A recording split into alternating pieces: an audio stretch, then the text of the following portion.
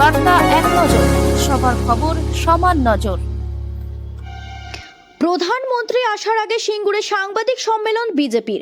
উন্নয়ন নিয়ে আশাবাদী আগামী 18 জানুয়ারি দেশের প্রধানমন্ত্রী নরেন্দ্র দামোদর দাস মোদী পশ্চিমবঙ্গে হুগলি জেলাতে সিঙ্গুরে আসছে।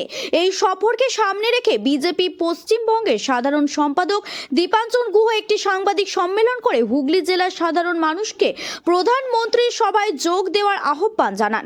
এই প্রেস মিটে উপস্থিত ছিলেন BJP Paschimbanga media incharge Saptashri Chowdhury এবং হুগলি জেলার সাংগঠনিক সভাপতি গৌতম চট্টোপাধ্যায়। তারাও দলীয় কর্মী ও সাধারণ মানুষকে বিপুল সংখ্যায় উপস্থিত থাকার আবেদন জানান। দীপাঞ্জন গুহ বলেন, সিঙ্গুর সেই জায়গা যেখানে এক সময় টাটা ন্যানো প্রকল্প শুরু হয়েছিল, কিন্তু রাজ্যের সরকারের নীতির কারণে শিল্প বন্ধ হয়ে যায়। তার অভিযোগ, মমতা বন্দ্যোপাধ্যায় সরকারের আমলে রাজ্যে শিল্প বিনিয়োগ ও কর্মসংস্থানের সুযোগ নষ্ট হয়েছে। তিনি আরও বলেন, টাটা ন্যানো সেই জমিতেই প্রধানমন্ত্রী নরেন্দ্র মোদীর সভার হওয়ার প্রতীকীভাবে অত্যন্ত গুরুত্বপূর্ণ। হুগলি সিঙ্গুর থেকে রাজেশ দেবনাথের রিপোর্ট, বার্তা এক নজর।